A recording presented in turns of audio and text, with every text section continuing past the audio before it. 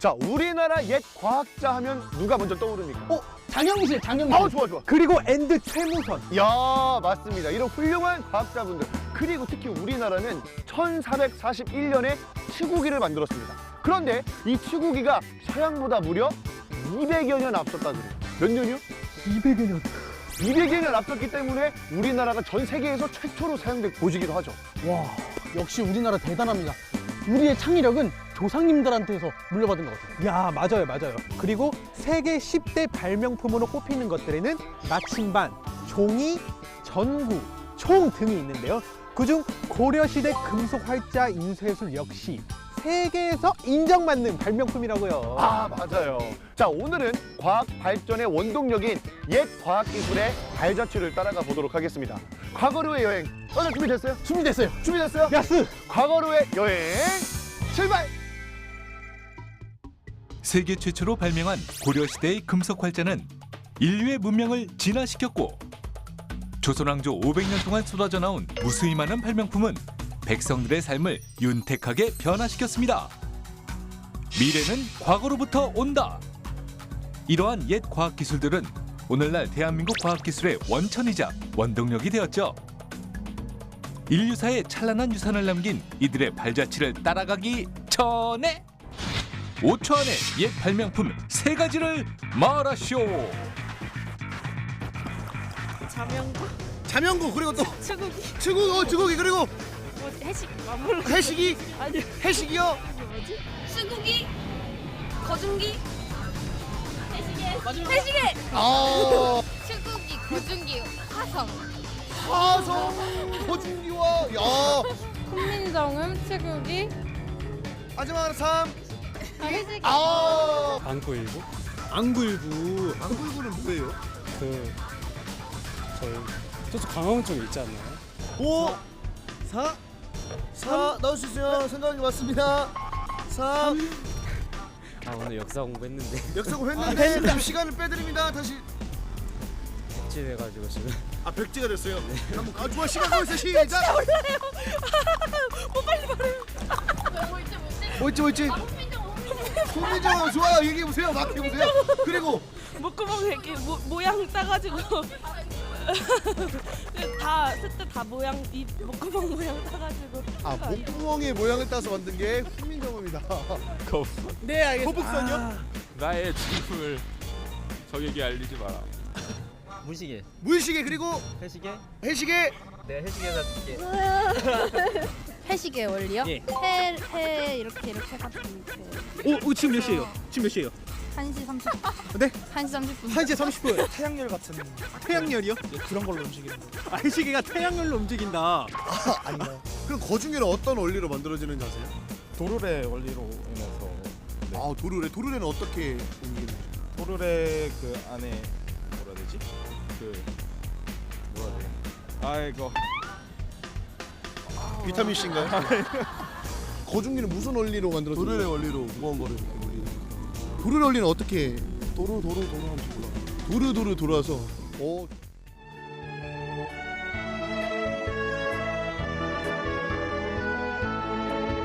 조선의 과학기술 정말 대단했다지. 물시계 사경루와 해시계 안구일구. 조선에 꼭 맞는 농사법 농사직선. 하늘 위 천체 관측해 혼천의 간의. 비가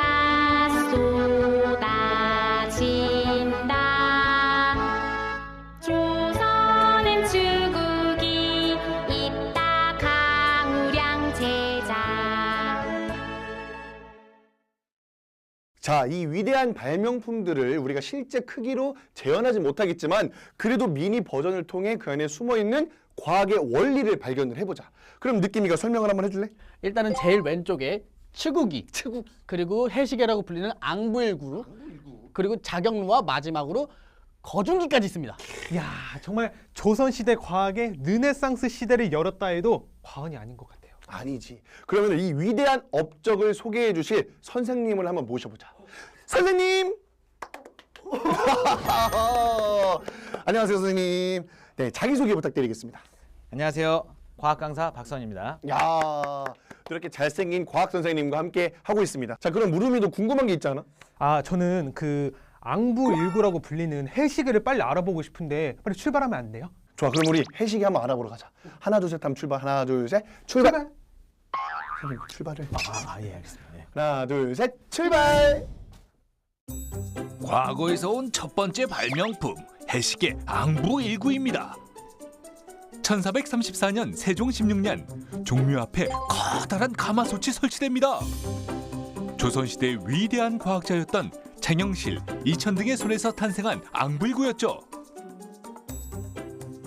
자, 여러분들 앙부일구는 하늘을 바라보는 솥이라는 뜻이에요. 그러니까 솥뚜껑을 엎어놓은 듯한 그런 모양입니다. 그래서 오목하게 이렇게 들어가 있는데 일단 해시계이기 때문에 이게 기본적으로 햇빛이 비치면 그림자를 만들어내야 되겠죠, 그죠? 그래서 모양이 이렇게 볼록 들어가 있어요. 여기 이제 뭐가 있냐면 영침이라고 이런 그림자를 나타내는 침이 있습니다. 이 침은 어디를 가리키냐면 바로 북극성을 가리키게 됩니다. 그래서 이쪽이 북쪽이고요, 이쪽이 남쪽이다. 이렇게 보시면 되겠습니다. 앙부1구 속 세로로 그어진 선은 해가 떠 있을 때의 시각인 묘시, 진시, 사시 등 7개로 나뉘며 그 사이마다 15분 간격씩 8개의 선을 표시해 더 정확한 시간을 알 수 있었죠. 가로선은 절기를 나타냅니다. 총 13개의 선으로 나누어진 절기선은 오른쪽과 왼쪽으로 구분해 제일 윗줄은 동지, 아랫줄은 하지로 기준 잡아 왼쪽은 여름에서 겨울로, 오른쪽은 겨울에서 여름으로 갈 때의 절기를 알 수 있도록 만들었습니다. 자, 그럼 이제 앙부1구의 그림자가 어떻게 비추는지 같이 한번 보도록 하겠습니다. 근데 이제 앙부1구에 비추는 걸 보려면 좀 빛을 비춰주실 분이 좀 필요한데. 선생님, 불꽃 같은 남자 톡톡입니다. 제가 뭘 도와드리면 되죠? 아, 이쪽에다가 불을 좀 같이 비춰주셨으면 좋겠어요. 근데 이제 불을 좀 끄고 같이 한번 했으면 좋겠습니다. 하나, 둘, 셋.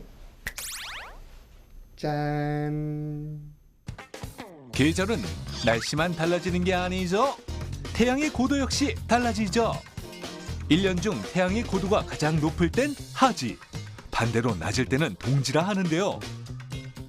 그림자의 길이는 태양이 높게 솟을수록 짧아지고 낮게 뜰수록 길어지기 때문에 가로선에 생기는 그림자의 길이를 보면 절기를 알 수 있죠. 자, 그럼 이번에는 네. 하루 중에 태양이 어떻게 움직이는지 보도록 하겠습니다. 예, 보시면 자, 태양이 동쪽에서 떠서 쭉 가서 서쪽으로 지게 되죠. 네. 예, 우와. 그래서 이 세로선이 바로 시각선입니다. 시각선. 예, 그래서 예를 들어 낮 12시면은 정확하게 그림자가 북쪽을 가리키게 되고요. 낮 12시가 지나가면 오후가 되는 거죠. 예, 이렇게 보시면 되겠습니다. 해시계는 이런 식으로 이제 관찰을 하는 거예요. 엄청난 과학이 숨어 있네요. 그렇죠. 엄청나죠, 사실은. 그래서 절기와 시각을 한 번에 알 수가 있습니다. 밝게 비추던 태양이 지고 밤이 찾아오면 그림자는 사라집니다. 그림자가 없는 해시계는 더 이상 시계로서의 역할을 할 수 없게 되죠. 그래서 365일 24시간 정확한 시간을 확인할 수 있는 또 다른 시계를 발명하게 됩니다. 과거에서 온 두 번째 발명품, 물시계 자격루입니다. 자격루라는 건 자동으로 친다. 근데 루는 이제 흘린다는 얘기예요. 그래서 물을 흘려서 자동으로 시간을 갖다 지시해 준다. 뭘 쳐서 종을 쳐가지고 시간을 지시해 준다. 이런 뜻입니다. 물시계는 조선시대 이전인 삼국시대부터 사용되어 왔습니다. 하지만 사람이 일일이 눈금을 보며 시간을 확인하고 때마다 북을 쳐 알려야 하는 불편함이 있었죠. 이를 해소하기 위해 1434년 세종 16년 물시계에 자동시각 알림 장치를 장착한 뻐꾸기 시계의 초상격 자격루가 탄생합니다.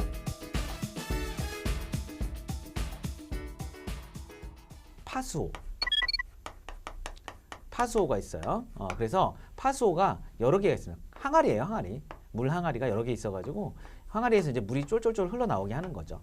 쫄쫄쫄 흘러나오고 사이즈를 다르게 하는 여러 개의 항아리로 얘네들을 구성을 한다.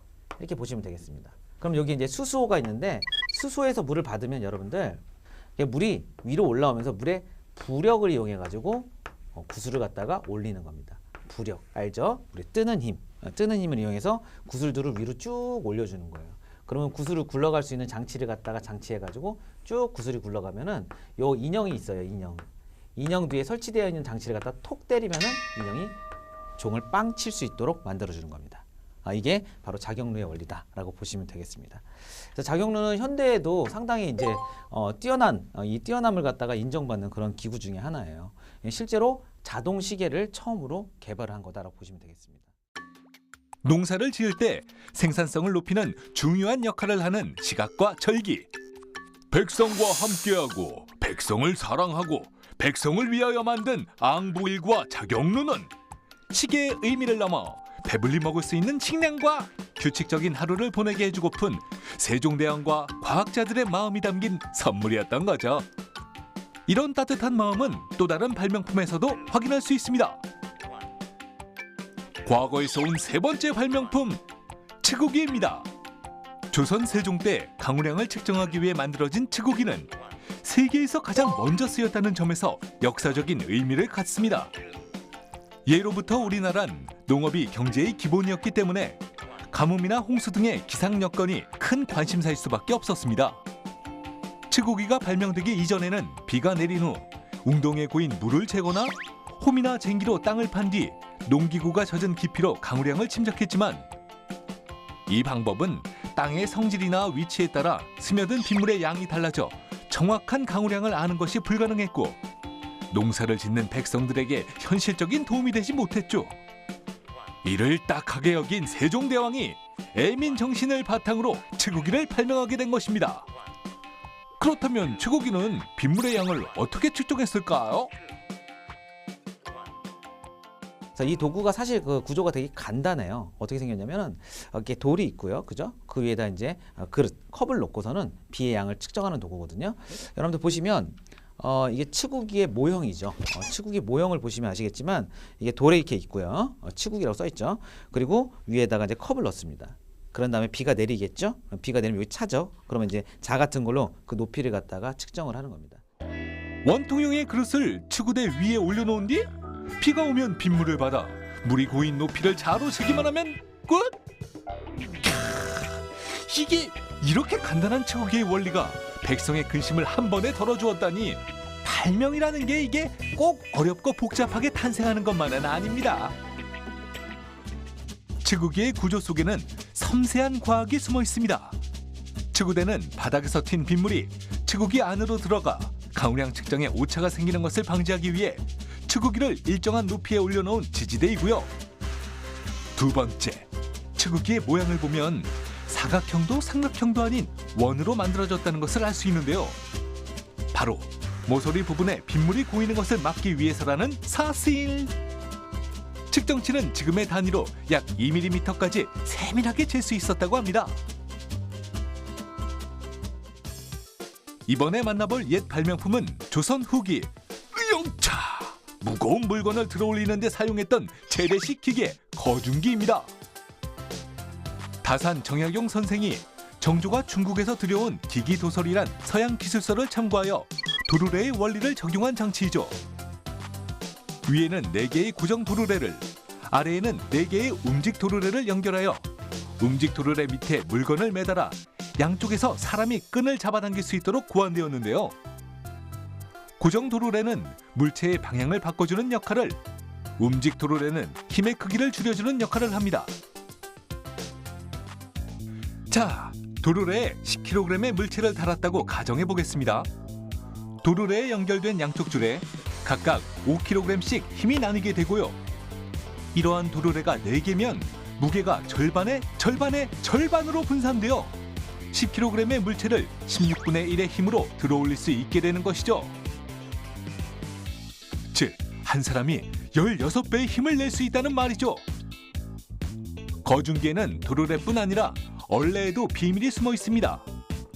얼레의 지름이 큰 도르래의 지름보다 작기 때문에 얼레를 거쳐 큰 도르래를 휘감고 지나가는 밧줄의 힘이 더 강해지고, 이렇게 강한 힘을 부여받은 밧줄이 여러 개의 도르래에 전달된다는 설명이죠. 거중기는 이처럼 복합적인 구조를 갖고 있어 아주 무거운 석재도 손쉽게 들어올릴 수 있는 것입니다. 작은 힘으로 무거운 물체를 들어올리는 거중기는 도르래의 원리를 이용한 거잖아요. 제가 수원에 가서 정약용 선생님의 거중기를 실제로 봤는데 진짜 대단해요. 실제로 봤어요? 나 실제로 봤지. 그 큰 거를? 와. 톡톡이 형. 저도 실물로 큰 그 거중기 보고 싶어요. 그럼 나도 못 봤는데 느낌을 봤잖아. 네. 우리 둘이 보러 가자. 들만요? 나도 또 보고 싶어요. 같이 가요. 총 길이 5.7km, 면적 1.2제곱킬로미터에 달하는 유네스코 세계유산 수원 화성입니다. 공사에 투입된 인원은 목수, 미장이, 석수 등을 비롯해 기술자만 11만여 명이 동원됐으며 석재 18만여 개, 벽돌만 약 69만 장이 사용되었다고 하는데요. 애초 이 성을 쌓는 데에는 10년이 걸릴 것으로 계산되었지만 거중기의 활약으로 불과 2년 만에 완성할 수 있었다고 합니다. 와 이거 봐요. 와 대박 대박. 아 형들 이게 바로 과학 지식을 활용해 무거운 돌을 들어올리던 거중기래요. 이 수원성을 쌓을 때 이 거중기 양옆에서 막 각각의 15명의 사람들이 막 끌어내리는데 그 힘이 자그마치 7,200kg을 들어 올린다고 하더라고요. 7,200g이 아니라 킬로그램? 킬로그램.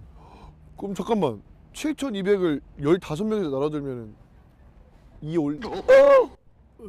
그러면 한 명당 240kg을 든 거야? 240kg. 와, 이 거중기 없었으면 진짜 어떡할 뻔했어. 그거 어떻게 만들었을까? 아, 진짜 거중기 대단하다. 와, 거중기 멋쟁이.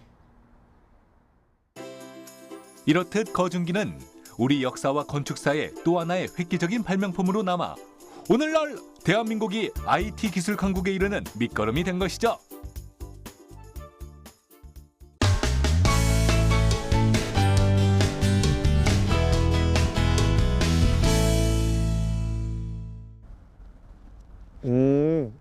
맞아. 어이? 톡톡씨가 웬일로 먹는 일 말고 독서에 집중하고 있대요? 오늘 해가 서쪽에서 떴나? 이래서 사람은 책을 읽어야 돼. 맞아. 야, 눈도 오고 진짜 심심한데 뭐 하지? 아 심심해. 이럴 땐 톡톡이 형 놀려야 재밌는데. 그니까 빨리 놀러 가자. 어디 있는 거야? 아이고. 아니 톡톡이 형 뭐예요? 이제 하다 책까지 먹는 거예요? 야, 내가 무슨 염소냐? 책을 먹게? 방금 우물우물 걸었잖아요. 먹고 있었어. 지식을 먹고 있었어. 진짜 안 어울린다. 그니까 톡톡이 형과 햄버거, 톡톡이 형과 짬뽕은 그렇게 잘 어울리는데 톡톡이 형이랑 책은 절대 안 어울려. 절대. 뭘 절대 안 어울려. 야, 형 생각보다 똑똑해. 그리고 너네랑 같이 있으면은 내가 엄청나게 똑똑해 보이는 효과가 있어. 야, 그럼 형이 문제 하나 낼게. 야, 형이 이렇게 책을 편하게 잘 읽을 수 있는 이유가 뭘까? 정답. 형이 천하태평해서. 뭔 소리야. 땡! 정답. 서점이 많아서. 서점? 야, 그거 좀 그럴싸한데? 무슨 서점 같은 소리야. 말도 안 되는 소리 좀 하지 마. 바로 인쇄술 때문이잖아. 인쇄술! 인쇄술? 인쇄술! 누가 만들었는데요? 거기 있어요? 그 독일에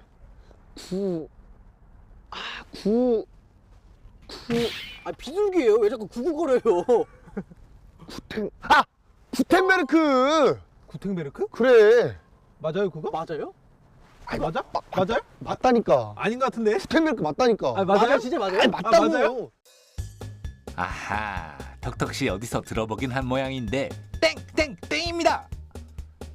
1450년대 독일의 요한네스 구텐베르크가 최초로 금속 활자를 도안해 성설을 간행한 것으로 알려져 있지만 그보다 78년가량 앞서 금속 활자를 발명한 나라가 바로 고려라는 사실. 금속 활자는 지난 1000년 동안의 인류 역사상 가장 위대한 유산으로 꼽히고 있으며 고려시대 흥덕사에서 펴낸 직지심체 요절은 세계에서 가장 오래된 금속 활자로 인정받아 2001년 세계문화유산으로 등재되었죠. 금속 활자는 활판 인쇄를 목적으로 글자 하나하나를 조각하거나 쇳물을 녹여 만든 글자판을 말합니다.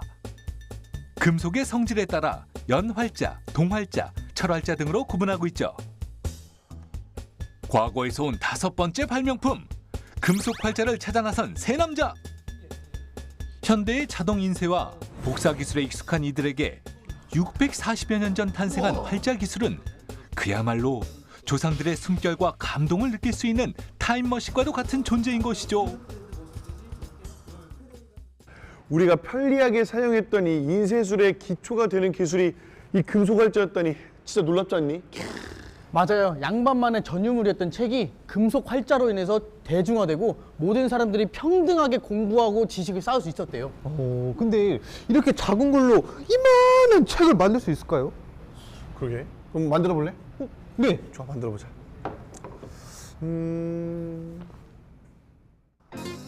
그 옛날 그대로 금속 활자로 직접 글씨를 인쇄해 보기로 한 세 사람.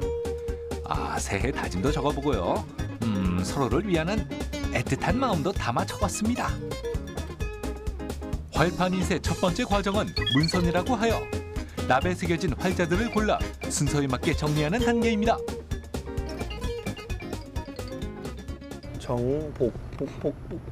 가나다라 마바사 아자차 가나다라 마바사 가나다라 마바사 복, 한식은 정복.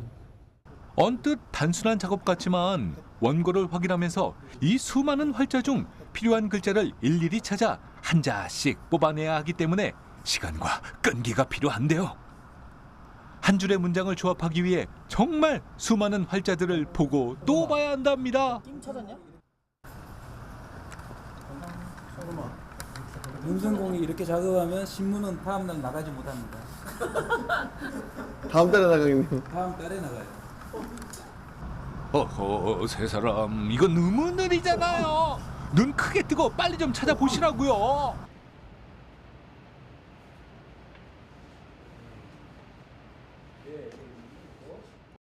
느낌이 황금, 개띠의 해, 가즈아 다 찾았습니다. 오호라, 가장 먼저 문선을 마친 느낌씨. 자, 그럼 다음 단계로 가자. 문선이 끝난 활자는 조판으로 이어집니다. 원고 편집에 맞춰 한 자 한 자 식자하는 작업인데요. 줄을 나눌 때는 현실 스페이스바를 이용하는 체계까지 갖춰져 있답니다. 활자들이 흐트러지지 않도록 꽉꽉 채워 문장을 완성해 주세요. 자, 이렇게 완성된 세 사람의 조판.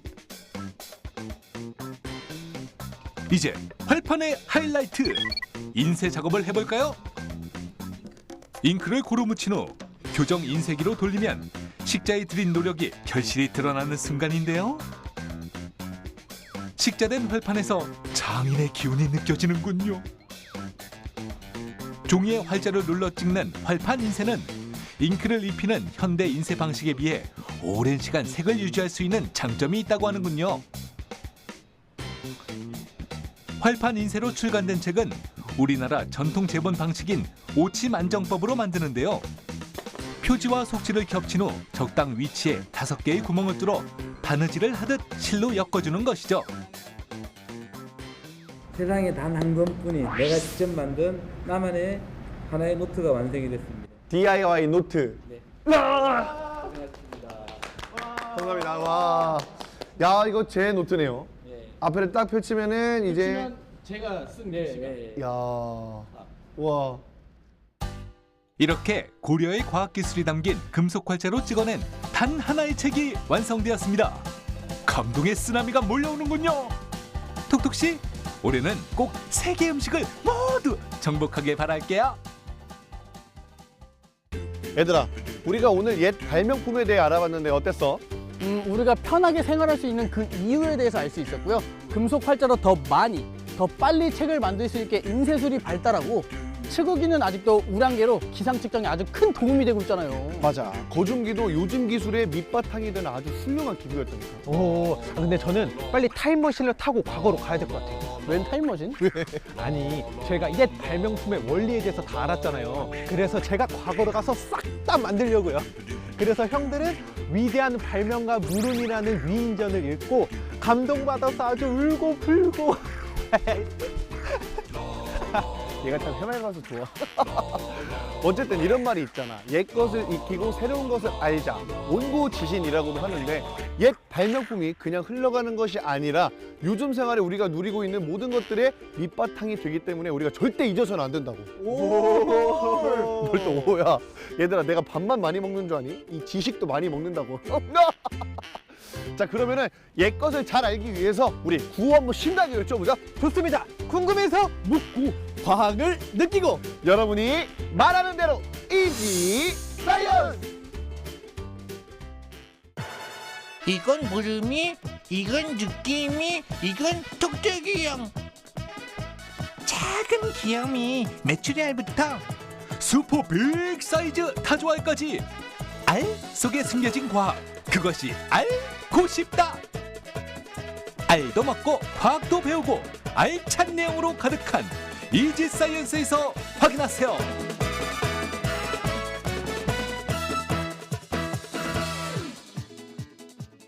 과학 발전에 힘써주셔서 감사합니다. 뭐 해시계 같은 거 만들어 주셔서 그 시간 같은 거 잘 지킬 수 있게 만들어 주셔서 감사하고요. 그다음에 별자리 같은 것도 이제 볼 수 있게 만들어 주셔서 감사합니다. 그때 그 시절 어떻게 만들었는지 참 대단하신 것 같아요. 네. 나중에는 제가 그런 걸 만들도록 하겠습니다. 감사합니다. 좋습니다. 안녕하세요. 대왕님, 앞으로 좋은 말 많이 쓰겠습니다. 감사합니다. 해시계 덕분에 저희가 조선시대부터 시간을 볼 수 있었던 것 같아요. 덕분에 시간도 잘 알고 약속 시간도 안 늦고 좋은 것 같아요. 감사합니다. 한글 만들어주셔서 감사하고 네 올바른 언어 쓰도록 하겠습니다. 조선시대 과학 발명품 파이팅!